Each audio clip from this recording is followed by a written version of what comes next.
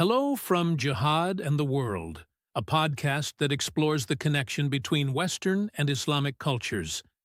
The author is Mark Silinsky of Kensington Security Consulting, where we bring education to national security.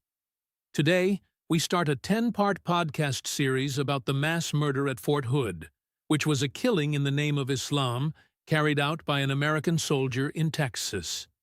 The series is called Rampage, Mass Murder at Fort Hood. On the afternoon of November 5, 2009, the balding, portly, 39-year-old U.S. Army Major Nidal Hasan strolled into Fort Hood's Soldier Readiness Processing Center.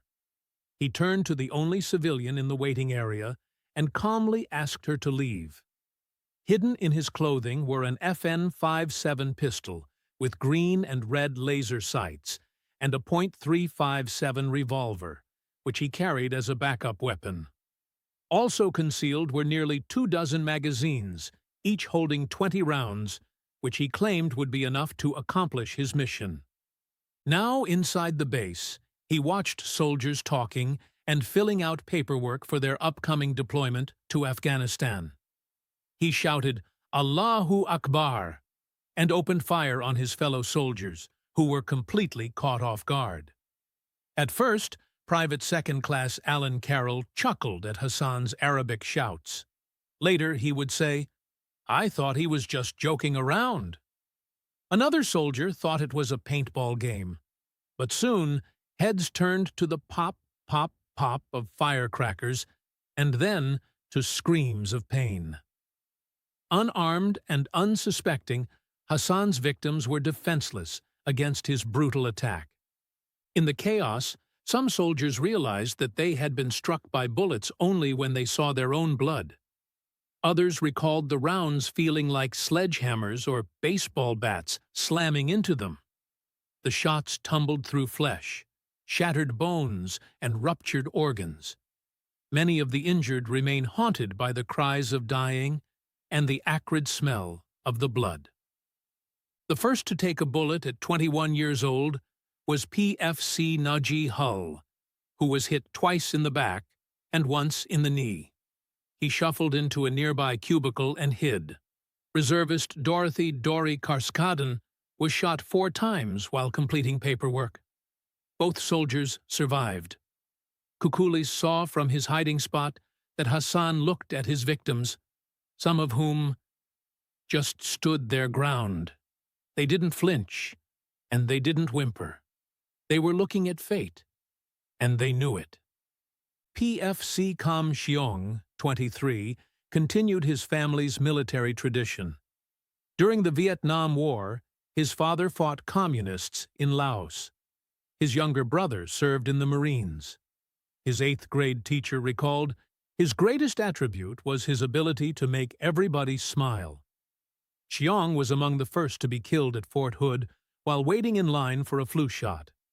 Soft-spoken and determined, Sergeant Amy Sue Kruger had already served in Iraq and was preparing to deploy to Afghanistan. Earlier, she explained to her family, "We need more people to serve there." Hasan shot and killed her. Trying to make sense of the chaos, soldiers realized that the attacker was wearing an army uniform. "He's one of ours! He's one of ours!" a female lieutenant yelled as Hasan kept spraying rounds into soldiers. Many of the bullets hit their targets. 21-year-old Private Francesca Velez was expecting a baby. Cheka, as she was affectionately known, became pregnant in Iraq. Hasan shot her as she pleaded for the life of her unborn child. My baby, were her last words. A generation older than Cheka, Lieutenant Colonel Juanita Warman, who was shot in the abdomen, begged to be allowed to tell her family that she loved them. She never got the chance because she died at the scene. The gunfire continued relentlessly. Witnesses described how Hasan sprayed bullets in a fan-shaped pattern before targeting individual soldiers. Psychiatric nurse Captain Russell Seeger requested to be sent to Afghanistan to help emotionally distressed combat personnel. His frontline experience gave him insight into his emotionally traumatized comrades. Now at Fort Hood, Captain Seeger tried to save lives by rushing at Hasan, who shot and killed him. Eyewitness Sergeant Michael Davis said, "The rate of fire was pretty much constant shooting. It sounded like an M16. Bright red and green beams from the shooter's laser gun sight illuminated the dust particles. Rounds tore through backs, arms, and necks as the wounded crawled for cover. Hasan changed magazines too quickly for anyone to stop him. He had practiced at the range, but some personnel in the center confronted the shooter. Grizzled senior Michael Grant Cahill, armed with a folding chair, charged at him, and Hasan shot him dead. The 62-year-old took 6 shots. Posthumously, he was awarded the Army Medal for Valor. As a boy, soft-spoken specialist Frederick Green of Mountain City, Tennessee, was active at Baker's Gap Baptist Church. A church superintendent said, "He was one of the finest boys you ever saw." His fellow soldiers called him the silent soldier because he never complained and often volunteered to help. Hasan shot him 12 times, and he died. At 19 years old, Aaron Nemelka from West Jordan, Utah, was the youngest to die. Like Frederick Green, Nemelka was also a man of faith. PFC. Nemelka was shot 3 times while lying on the ground. SSG. Justin Michael DeCrow was the son of a Vietnam War veteran and father to a 13-year-old daughter. He wrestled and played football in high school. But this sturdily built soldier had no defense against the bullets that killed him.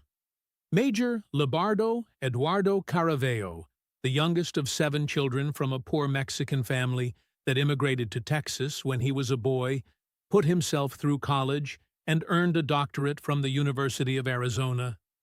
Deeply patriotic, he pledged, "If God helps me, then I am going to help people."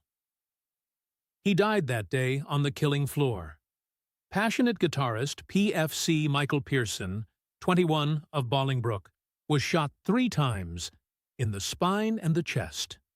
Surgeons worked desperately to save Pearson, even bringing him back to life twice on the operating table, but he had lost too much blood and died. However, many of those shots survived. Sergeant Alonzo Lunsford saw the laser train on his face, and he instinctively closed his eyes. He was shot 7 times, collapsed to the ground, and started to sing Amazing Grace, but could not get past the first verse. Hasan searched for those hiding. He trained his laser sight on Theodore Kukulis, who was concealed under a desk. Kukulis hoped Hasan would shoot him in the back of the head so he could die instantly. Instead, the major moved on, and Kukulis survived. After Hasan left the building, Kukulis emerged from his hiding spot and began assisting with triage. Later, he would describe the wide grin Hasan wore as he gunned down soldiers. Nurse Shameka Hairston called 911 for help.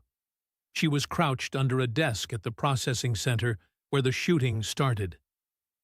"Oh, God, help me," Hairston said, as the operator kept asking her for the location of the shooting. She opened her eyes and saw a soldier stand up during a pause in the gunfire. His eyes got big, and he fell.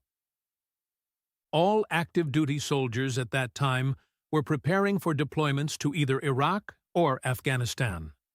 One of the victims, retired Lieutenant Colonel Randy Lee Royer, was shot in the leg, breaking his femur a few inches above the knee.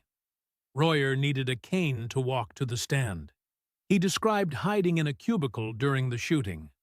Unable to walk, he stayed inside the processing center throughout the entire incident. When it was over, he said the building was deathly quiet. Soldiers down, shooter down. Michelle Harper had worked at the center for 6 years drawing blood. Startled by the gunshots, she turned and saw Michael Pearson fall as he took his last breaths. Along with several others, she dialed 911. Captured on tape, Hasan's gunshots were heard, as were Pearson's dying breaths and moans.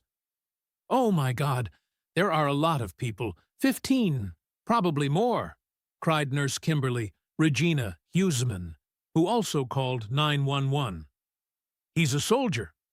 "Oh my God." Calmly, Major Hasan exited 42003 and reassured surprised civilians that the chaos of screams and gunshots was just an exercise. But he, like many of his victims, would leave Fort Hood on a gurney, near death, and permanently crippled. After Hasan left, survivors began shouting, "Mass casualty! Mass casualty!" and "Soldiers down! Soldiers down!" SSC Maria Guerra yelled, "You train for this! You train for this! Let's go!" Medics and nurses quickly emerged from hiding to help their fallen comrades. A medic marked the foreheads of several dead with the letter D to indicate who needed aid.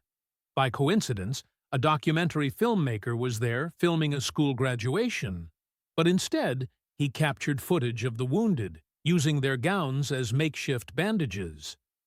PFC Amber Barr, 19, applied a tourniquet to a soldier and carried him a short distance before realizing she had been shot.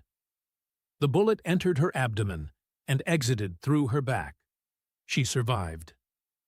Nurses and medics entered the building and secured the doors to prevent Hasan from re-entering. They then turned to the wounded and rushed to help them. Some later remembered that the floor was so soaked with blood, it was too slippery to quickly reach the screaming and pleading victims. Outside, Hasan searched for more soldiers to attack. The police had been compromised, and 2 officers sped to the scene.